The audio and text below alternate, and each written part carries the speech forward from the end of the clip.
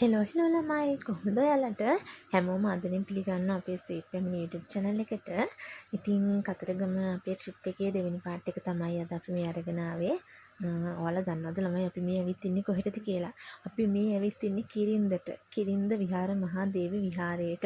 ඉතින් එන්නකෝ යන්න ළමයි මේ විහාරයේ ලස්සන බලන්න.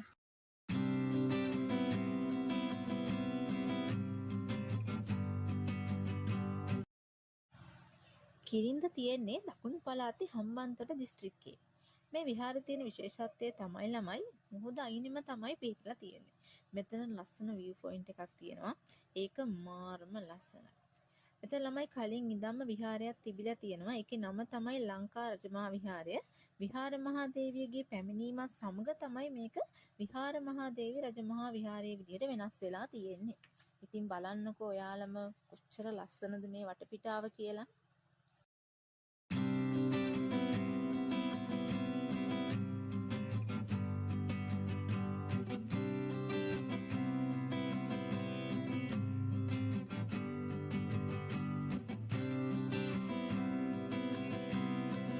එතනින් කට් කළා ළමයි අපි මේ යන්නේ තිස්ස මහාරාම විහාරස්ථානයට. ශ්‍රී ලංකාවේ දකුණු පළාත තුල තමයි තිස්ස මහාරාමයේ පිහිටලා තියෙන්නේ. ක්‍රිස්තුපූර්ව දියවන සියවසේදී රුහුණේ කාවන්තිස්ස රජතුමා විසින් ඉදිකරවන ලද්දක් බවට ඉතිහාසයේ සඳහන් වෙනවා. මෙම තිස්ස මහාරාම පුදබිම බුදුරජාණන් වහන්සේගේ පාද ස්පර්ශයලත් පුදබිමක් වෙනවා. තිස්ස මහාරාම රජමහා විහාර පරිශ්‍රයේදී කොට ඇති තිස්ස මහාරාම දාගැබ ශ්‍රී ලංකාවේ නිර්මාණය කොට ඇති විශාලතම දාගැබ් අතරින් එකක් ලෙස සැලකෙනවා. ඉතින් එය බුබ්බුලාකාර හැඩයෙන් ද යුක්ත වෙනවා.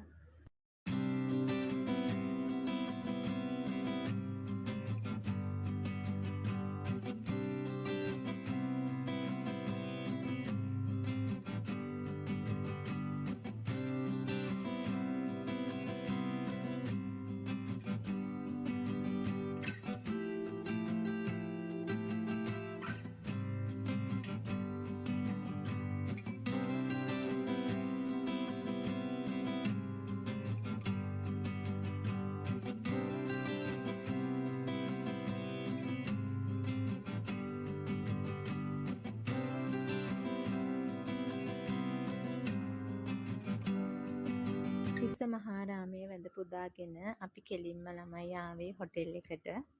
හොටෙල් එක ගැන වීඩියෝ එකක් කරලා තියෙනවා. ඒක අපේ channel එකේ අප්ලෝඩ් කරලා තියෙන්නේ අපි. ඒක බලපු නැති කෙනෙක් ඉන්නවා නම් අනිවාර්යයෙන් මේ වීඩියෝ එකත් බලන්න. මම පහළ description එකේ ඒ වීඩියෝ එකට අදාළ link එක දාලා තියන්නම්.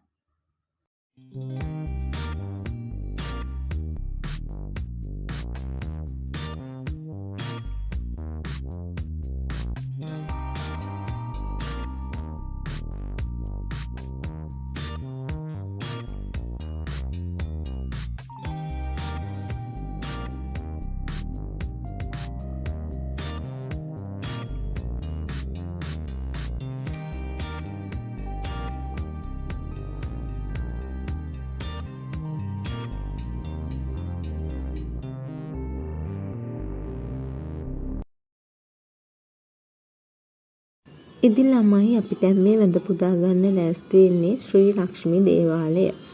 සෙල්ල කතරගම දේවාලයට නුදුරින් තමයි මේ ශ්‍රී ලක්ෂ්මී දේවාලය පිහිටලා තියෙන්නේ. කතරගම යන හැමෝම වැඳ පුදා ගන්න අමතක නොකරන ස්ථානයක් තමයි මේ ශ්‍රී ලක්ෂ්මී දේවාලය කියලා කියන්නේ. ස්වභාව සෞන්දර්යයෙන් පිරි මේ ස්ථානය බොහෝ දෙනාගේ නිස්සිත ඇද බැඳ ගන්නවා.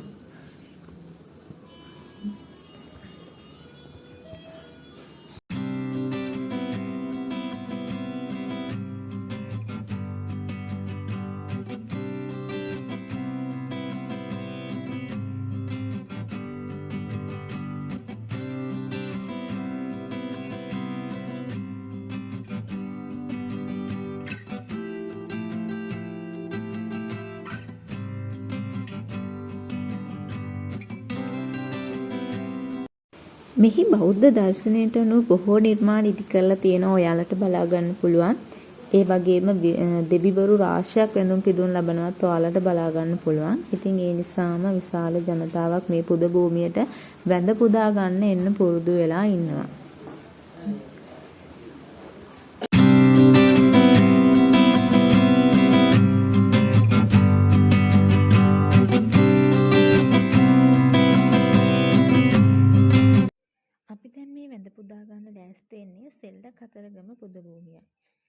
කතරගම දේවාලයට නොදුරින් තමයි මේ සෙල්ල කතරගම පිහිටලා තියෙන්නේ. කතරගම දෙවියන්ගේ පැමිණීමත් සමග මේ භූමියට ලැබිලා තියෙන්නේ පුදුමාකාර ආශිර්වාදයක්. කඳසුරුදුන්ගේ හා වල්ලි මාතාවගේ ප්‍රේමයේ කේන්ද්‍රස්ථානය වන්නේද මේ සෙල්ල කතරගම පුද භූමියයි. වල්ලි අම්මා පිරිනැමූ මීපැණි සමග ධාන්‍ය පිටි මිශ්‍ර තලපය කඳසුරිඳු ඉතාමත් ප්‍රිය කළ ආහාරයක් බවත් ඇය එය කුමරුට පිරිනැමුවේ සෙල්ල කතරගම බවත් ජනප්‍රවාදවල සඳහන් වෙනවා. සෙල්ල කතරගම ආගමික වැදගත්කමට අමතරව ඉතාමත් අලංකාර ස්වභාව ධර්ම පරිසරයකින් යුක්ත ස්ථානයක් වෙනවා. මෙහි ගලා බසින මැණික් ගඟ සෙල්ල කතරගම අසිරිය තවත් වැඩි කරවනවා.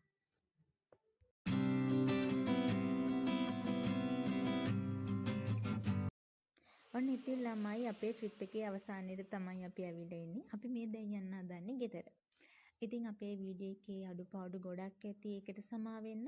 අඩුපාඩු මොනවද තියෙන්නේ? හැම එකක්ම අපිට කමෙන්ට් එකක් විදියට දාන්න. අනිවාර්යයෙන්ම අපේ channel එක subscribe කරන්න, like කරලා support එකක් දෙන්න. තවත් කෙනෙක්ට බලන්න share කරන්නත් අමතක කරන්න. මේ වගේ තවත් වීඩියෝ එකකින් අපි නැවත හමු වෙමු. හැමෝම පරිස්සමෙන් සතුටින් ඉන්න. bye bye.